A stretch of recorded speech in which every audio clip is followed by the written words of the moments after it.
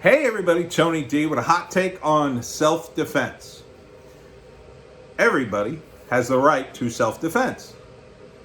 These communist dumbasses on the internet are actually arguing that you kind of don't.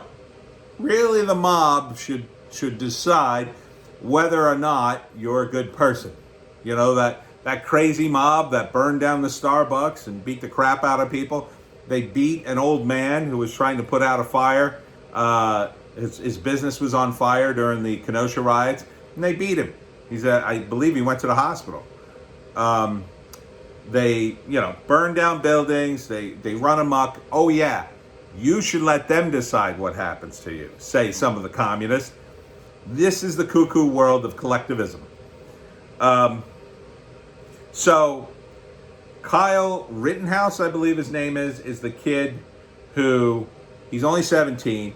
He got his AR-15 and a med kit, and I don't think he had a bulletproof vest, but he went to Kenosha to try to help, with some of his buddies, to try to guard, I believe they were trying to guard one of the car dealerships, which for some reason, the Kenoshan looters hate cars. I don't know why. For some reason that didn't happen in the other riots, or we didn't see that, but this riot seems to be car themed. So they went after another car dealership. Now, there's tons of videos online about what happened, but there's like 3 or 4 different incidences and a bunch of different videos because these morons can't stop videotaping themselves. But the New York Times has a breakdown on Twitter. Yeah, I know. The New York Times, the communist New York Times, apparently still has some departments that are actually doing journalism. Tim Pool points one out, and it was like the Visual Investigative Department or something. Well, they broke down all the videos, and they seem to have a pretty firm grasp on what happened. And being that they are the left New York Times, they pretty much exonerate this guy. So, and I'll give you the broad strokes here. So there are some shots fired. He's out guarding with his friends. There's protesters, rioting going on. It's crazy stuff going on. At some point, there are some shots. He apparently returns fire because I guess he determined that they whizzed by his head or whatever.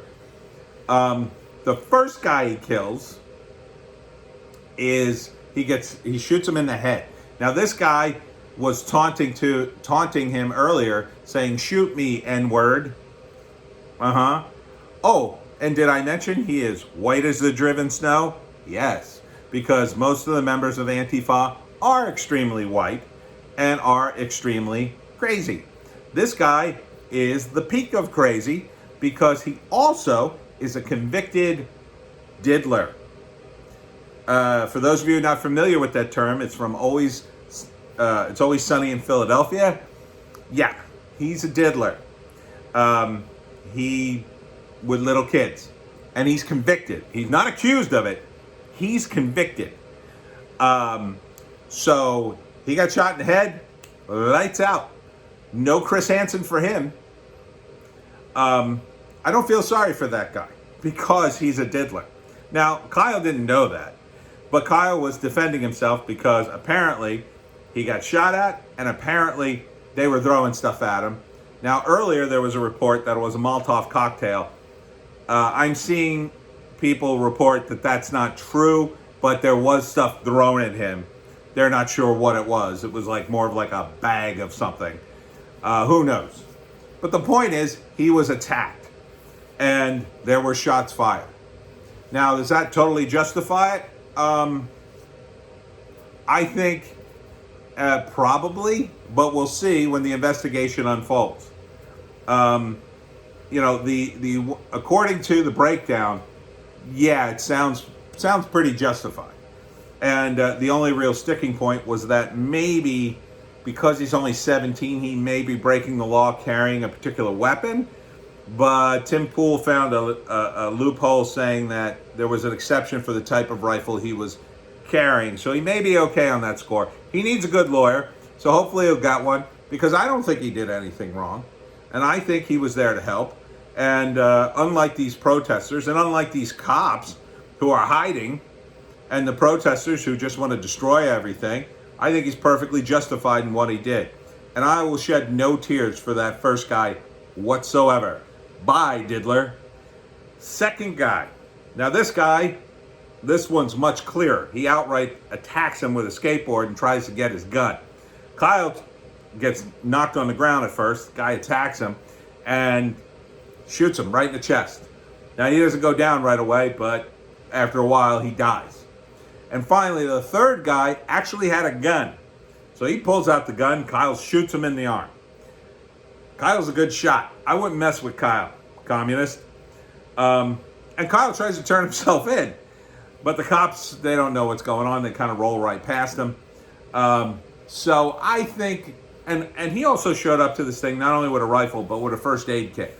So I think that speaks to his intent not to harm people. He was there to try to keep the peace.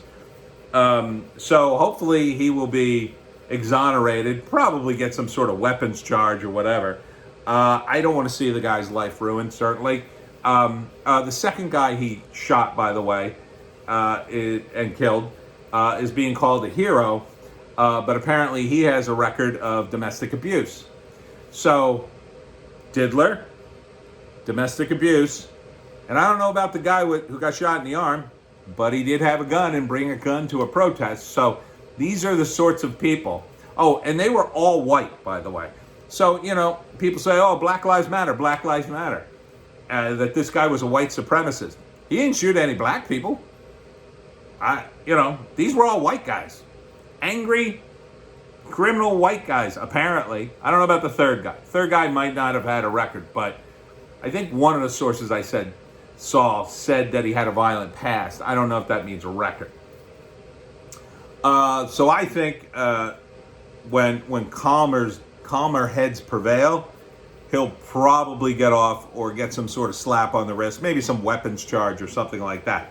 I certainly wouldn't expect him to go to jail for murder unless he had the most incompetent lawyer in history and the worst judges in history, and they decided to make some sort of example out of him. And certainly the protesters have already killed 30 other people during the course of these riots across the United States. Including shooting at the cops, bricking a cop, and doing all sorts of nasty, horrible things. So, if we're going to compare, I don't think there's much of a comparison here. This kid was trying to help, and the media is just smearing him relentlessly already. He's calling him a white supremacist. And so far, there is zero evidence that he's a white supremacist. The only evidence they seem to have is that he's white and didn't loot. So, I think the guy should be let go. I'm not a huge fan of vigilantes, but, after weeks and weeks of rioting all across the United States and a few days in Kenosha, I think he genuinely wanted to help. I'm sure there'll be an investigation, maybe not, but I seriously doubt this was racially motivated. He shot 3 white guys. If it was if he's a white supremacist, he sucks at it. So, the Twitter sphere and the internet is going absolutely crazy and being split yet again. The most insane thing I'll note is what's happening in sports. Now, I don't know a lot about sports, or else I'd do a separate video about this, but so much is going on today, I'll just end the video with this. The NBA is out of their minds, in my opinion. They first were bowing to China because they make so much money there, and now they're so caught up in social justice, they wanted to cancel the whole season. And not only that, every sports station was covering it because there's no damn sports being played. So they got to cover social justice too. Thanks a lot, ESPN. As much as I can't stand sports talk of any kind, I can't stand it even more when they're talking about social justice.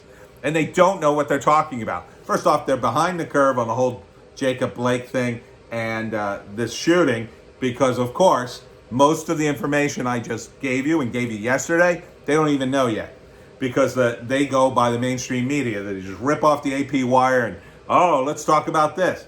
They're not investigative journalists. They're sports talk guys. Their lane is supposed to be sports, but instead they're talking about all this social justice nonsense because everybody on the Lakers decided, well, we can't play basketball because we got to make a statement. I'll tell you a statement. You've lost 40% of your audience already, and you're going to lose a hell of a lot more. So keep doing this stuff. Knock yourself out, because no one, at least as far as I'm concerned, cares if the NBA goes right to hell.